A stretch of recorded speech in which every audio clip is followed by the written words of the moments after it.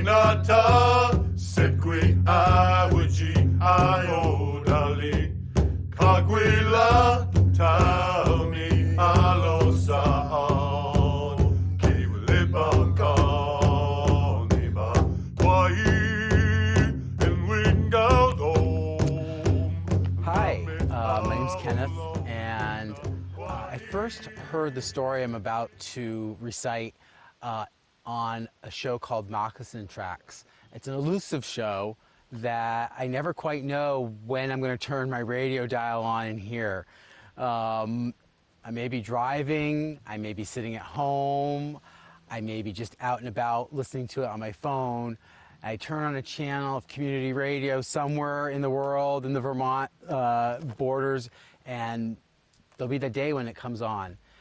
And a couple months ago, I heard this story recited from an archived Moccasin Tracks. Carolyn Black Hunt actually read the story, and I was like so excited by it. I was like, this is such a great story. And I got to hear some of the history of the story that I think has something to do with a sister in a thrift shop, maybe, or a present. And I just loved it. And I called Deb up, and I was like, oh, I'm so glad I just heard the story on Moccasin Tracks radio. And so then a few weeks later, she asked if I'd be part of recording, which we're here today in Abnaki Tribal Gardens, recording these stories. So today I am going to be reading the story How We Got Stars, as told and written by Carolyn Black Hunt. When the world was still new, the night sky did not look as it does now. The sky was empty and as dark as the deepest hole. The only light that was available came from Grandmother Moon. But Grandmother Moon was not consistent. Sometimes she traveled throughout the daytime when Grandfather Sun was in the sky. Sometimes she traveled by herself during the nighttime hours. Sometimes she was in the night sky for only a few hours after Grandfather Sun went to bed. Sometimes she was only there in the hours just before he awoke and rose. Some nights she only showed part of her face. The pale light she gave was diminished. And sometimes the cloud people covered the night sky like a heavy blanket and blocked Grandmother Moon's light. This made it very difficult for the animals who went about their business during the night hours. These creatures did not have the gift of fire, and so they depended heavily upon Grandmother Moon. They never knew when or how much light that they would have to work by at any given night. Some nights Grandmother Moon was very helpful to them. Sometimes she was not, and they were left to stumble around in the dark, bumping into one another, tripping over things that they had a much harder time than those creatures who went about their business in the daylight hours. One night, when Grandmother Moon went to bed shortly after Grandfather Sun, the night creatures got together and requested a meeting with Gluskomba. They told him of all the troubles that they had when Grandmother Moon withheld the force of her light during the nighttime hours. They told him of how difficult it was to do what they needed to survive and how their children and their elderly suffered for it. They begged Gluskomba to go and tell Grandmother Moon that she needed to be more consistent, more dependable, the way Grandfather Sun was during the daytime hours. Gluskomba listened patiently to all the night creatures, what they had to say before he made his reply.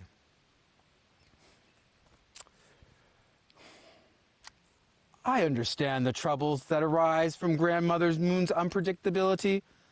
However, she is not one whom you can tell what to do. She is very independent-minded and proud. She likes to come and go as she pleases. While she will listen to the problems this creates, she is not one to change her ways. Even I have no power over her. she must be approached in a very delicate way. "But Gluscomba!" the night creatures cried. "Something must be done! We are made for the nighttime, and there is no space in the daytime for us in the world. She must be made to understand this. The lives of all of us depend on it." But there was no way to make Grandmother Moon do anything she did not wish. Gluscomba felt badly that he could not give the night creatures the answers they wanted and needed. If only there was some way to coax Grandmother Moon to spend more time in the night sky. But how? Gluscomba did not know, but he was determined to find the solution. So Gluscomba set about traveling the lands, listening to the complaints and concerns of the night creatures far and wide. He hoped that, together with the night creatures, they would come up with a workable solution. But no idea presented itself. As Gluscomba traveled the lands, he found himself in the deep forests of the Dawnland. Even here, the trees overhead grew so thick that Grandfather's light had a hard time penetrating to the ground. As he stood looking about, he noticed a tiny flash of white on the ground to his left. Curious, he walked over to where the flash had come from. Even though it had been small, it was quite bright for its size. He crouched down low and moved some of the ferns aside, and there was the source of the tiny light. It was a small, white flower with 5 petals. And in the deep gloaming of the forest, its tiny light shone forth. After crouching down to look at this tiny flower, Gluscomba noticed another one, and another, and another. As he stood and turned, he saw that even though they grew by themselves in the deep green light, that they were everywhere. As he looked about, the tiny flowers began to give him an idea to draw Grandmother Moon out into the night sky. He explained to each flower that his idea was, and asked each one if they wished to help the night creatures. He picked those that wanted to help and placed each one gently into his magical travel bag. Even so, he made sure to pick only every other blossom so that there were more than enough left behind that it did not endanger their existence. After many, many days of hunting through the deep forests for the bright little flowers, he felt he finally had enough to start his project. Gluscomba traveled out of the deep forest to the nearest mountain peak. Here he made himself as tall as the mountains. But he decided it was not tall enough. Making himself smaller again, he went to the highest peak in the area, to the mountain that called itself the greatest mountain.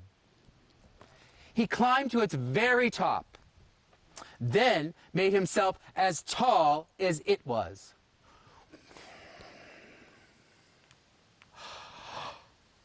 Again. But he was still not tall enough. Again, he made himself small and came down from the mountain peak. From here, he headed west to its cousins, the one called He with the Snowy Forehead. Gluscomba then climbed this very high mountain. Once he reached its peak, he made himself as tall as the snowy forehead. But he decided, that even being this tall was not high enough. As he made himself small again, he heard a voice call out to him. Gluskomba, why are you climbing mountains to make yourself very tall and then very small? The voice belonged to Azaban the raccoon. Gluskomba invited Azaban to come and sit with him and told him of the problems of the night creatures and what he was trying to do to make things better for them. When Gluskomba had finished, Azaban replied, "You must go to the land in the west. My cousin Coyote lives there and says that there are mountains even higher than those here in the Dawnland. To get there, you must cross the great river that splits our lands. On the other side of this is the great open grassy plain. Cross this too. Only then will you find these mountains so high that nothing grows on their peaks." Gluskomba thanked Azaban for his advice. Then he set forth, following Grandfather Sun's westerly path across the sky. He walked to the great eastern forest until he came to the river that split the lands in two. He crossed this mighty river to the place of the endless grasses. He crossed the great grassy place until he could see the stony peaks of the far western mountains. It took him many days of walking to reach them. Then he picked out the highest peak and began to climb. When he reached the very top of the highest peak, Grandfather Sun and Grandmother Moon were both still in the sky. It would be several hours before the darkness came, and Grandmother Moon was traveling with her husband this day, so it would be a very dark night. Gluskomba decided that he would rest a while from his long journey. He sat down with a large rock against his back. The heat of Grandfather Sun light and the high, thin air made Gluskomba drowsy.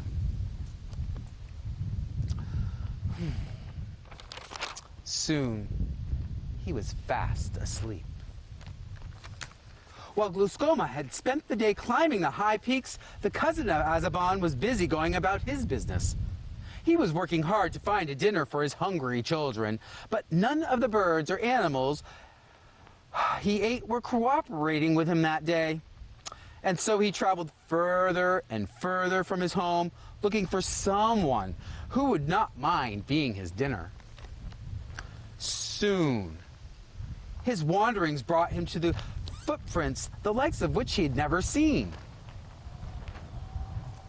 They looked like long animal tracks, but were made by 2 feet, like a bird, rather than an animal's 4 feet. Curiosity overcame his hunger, and Coyote began to follow these strange tracks. The tracks took him from the edge of the great grassy place up the slopes of the high, stony mountains. As Grandfather Sun and Grandmother Moon were reaching towards their evening resting place, Coyote came to the top of the stony mountain that the tracks led up. As he came around a rock, he heard a snort and a grumble, like somebody was sleeping. Ever cautious, Coyote did not call out. Instead, he slowly peeked around the rock to see who or what had made the sounds. Then he saw the strangest being. It was like an elk, but thin, like a ferret. Its face and limbs were free of any fur or feathers. Yet fur grew very long from the top of its head, and its ears were on the side of its head instead of on the top, where everyone knew that is where you kept your ears, and its eyes were closed.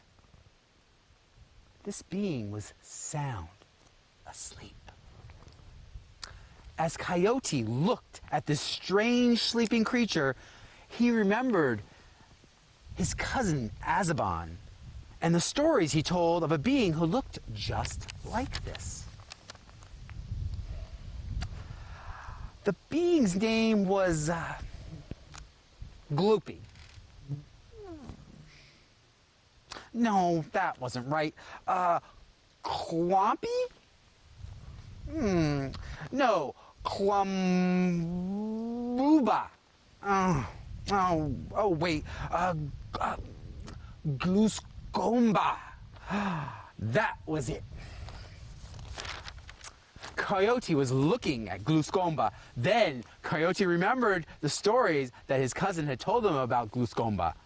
He was a magic being who could make himself big or small.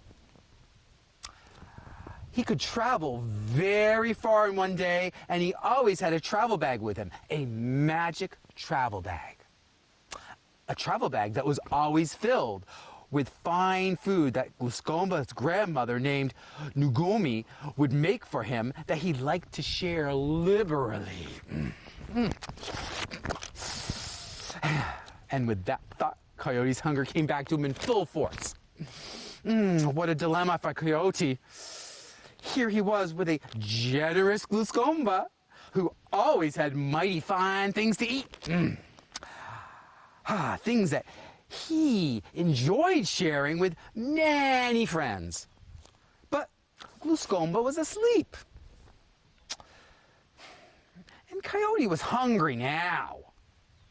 Who knew when Glooscomba would awaken? He did not want to be rude and awaken his visitor from the east, but he needed to get some food to eat and more to bring back to his family. What a dilemma. It was then that Coyote noticed the travel bag laying on the ground beside Glooscomba. It looked nice and fat. No doubt filled with delicious food. Coyote stumbled, grumbled even louder. And Coyote began to think to himself. He thought if Glooscomba was awake, he would surely offer some food to Coyote to eat and bring home to his hungry children. If he knew that he had been asleep while Coyote sat there hungry, waiting for him to awaken, he would feel mighty bad about it. Perhaps if Coyote only took the food that Glooscomba would have given him had he been awake, now he could thank Glooscomba for it later. That way, Coyote would not have been rude for waking him, and Glooscomba would not feel bad for making Coyote wait while he slept. Yes, that is what he would do. It was the only thing that made sense. And so, Coyote crept up close to Glooscomba very quietly, so not to waken him. As the last light faded from the sky, Coyote gently picked up the strap of Glooscomba's travel bag to pull it away from him so that the sounds of Coyote eating would not wake him up. But as Coyote began to pull the bag away, his brain filled with the overpowering thoughts of food. His stomach growled again, and he made the decision for him. He took a firmer hold of the travel bag strap, turned, and began racing down the stony mountain in the darkness. As he ran down the mountain, the travel bag snagged on something and ripped. It ripped open as Coyote ran. All the tiny white flowers that Gluscoma had picked flew out of the bag and scattered across the empty sky in a big, messy smear. Whoosh! It was at that moment that Gluscoma's eyes fluttered open. Expecting to see total darkness, he would painfully see himself. How could this be? He looked down for his travel bag, but it was not there. He looked up into the sky and saw all the little flowers just strewn about in a big mess. Looking down again, he saw some tracks in the dirt, tracks that showed someone dragging his travel bag away. In an instant, he knew it had to be the cousin Azaban. Trouble rang strongly in the blood of that one's family. Gluscoma stood up and looked down the mountain. And sure enough, there, farther down the slope, the ripped travel bag hanging from his mouth, the last of the flowers, fluttering to the ground. "Coyote!" Gluscoma bellowed. Coyote jumped and looked at Gluscoma's angry face. "What have you done? Do you have any idea how long it took me to collect all those tiny little flowers? I was going to make a beautiful pattern in the sky to entice Grandmother Moon to spend more time in the nighttime sky. So that the night creatures could see what they're doing. Look what you've done! What a mess! Now that they're up there, I cannot retrieve them and make them look beautiful. Just wait until Grandmother Moon sees what had happened to the night sky. She'll be furious with me. What have you got to say for yourself?" Coyote looked up from Gluscoma to the night sky and back at Gluscoma. Once again, that stomach of his had gotten him into trouble. There was no way to tap his way out of this one either. He was in deep. Coyote felt so bad about what he had done that he dropped the travel bag, turned his face to the sky, and began to cry.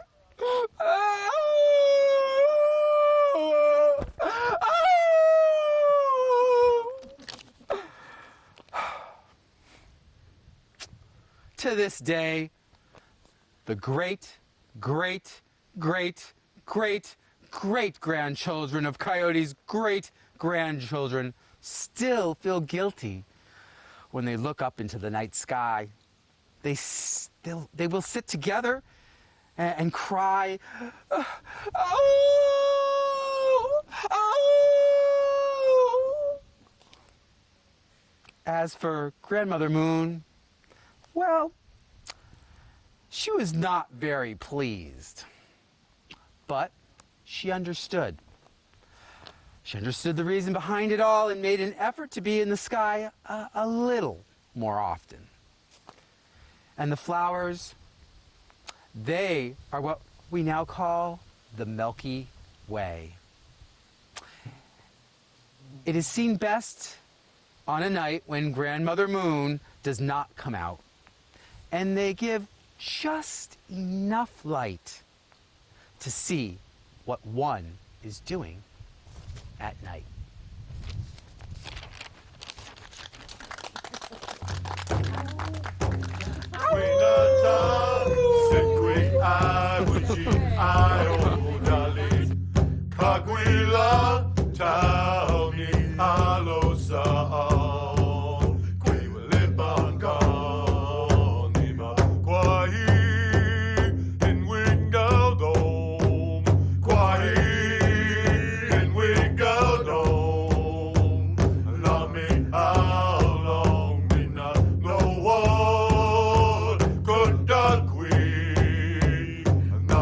how long? Tony, kid lousy.